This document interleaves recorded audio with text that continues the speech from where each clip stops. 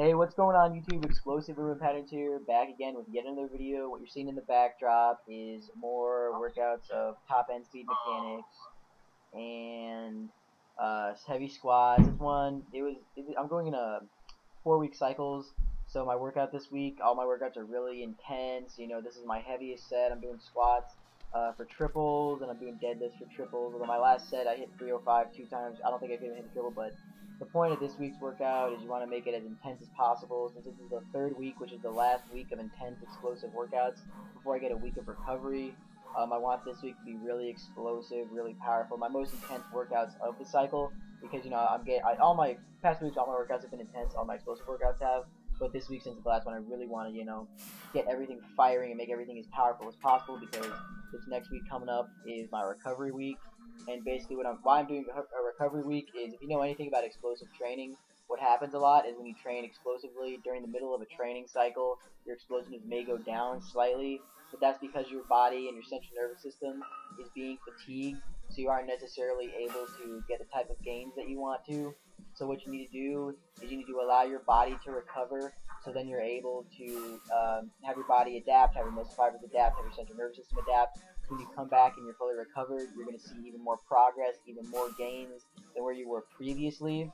And this is known as the overshoot phenomenon, and I'd advise you to research it more, because it's a very important topic to learn when you're looking at explosive training systems. And so in the recovery week, what I'm doing is I'm mainly focusing on stretching and mobility, and maybe doing a little bit of cardio, a little tempo.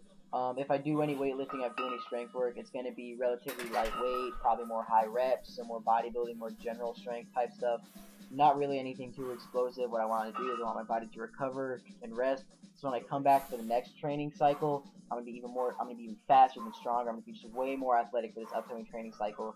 And the reason I'm doing this is because I figure 3 weeks on, 1 week off, I'm still getting 3 solid weeks of, working 3 solid weeks of explosive training in.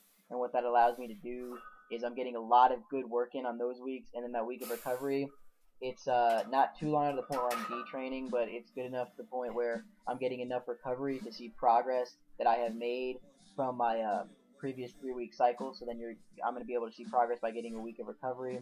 And I really want to make sure through the stretching and mobility that when I come back, if you have any soreness as an athlete, if you're doing a schedule like this, you have any soreness as an athlete, any tightness, you want to use this week as an opportunity to rest up, to heal up, to make sure that when you come back to the next training cycle, that tightness or stiffness is gone, so you're ready to really hit it hard again, ready to get going on the next training cycle. And I still want to be able to do some cardio, so when I come back, I'm not too tired, not too out of shape, because obviously what you want to do with cardio is, the whole point is to build up that general endurance, so you can have a higher work capacity, because the higher work capacity that you have, the more explosive work you're going to be able to do, and the more quality explosive work you're going to be able to do, the better gains you're going to see.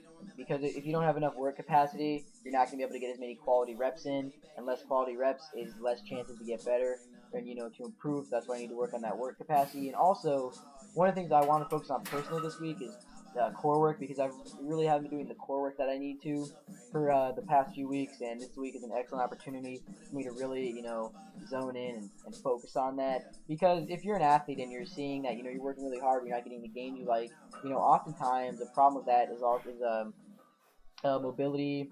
So work on stretching, mobility, and also core work. Because if you don't have a strong core, I'm just talking about abs. The core is like the entire like middle section of your body. If you don't have a strong core, you're gonna have problems in your back. You're not gonna be able to achieve your maximum potential if you don't have a strong core. So that's something that you really need to focus on.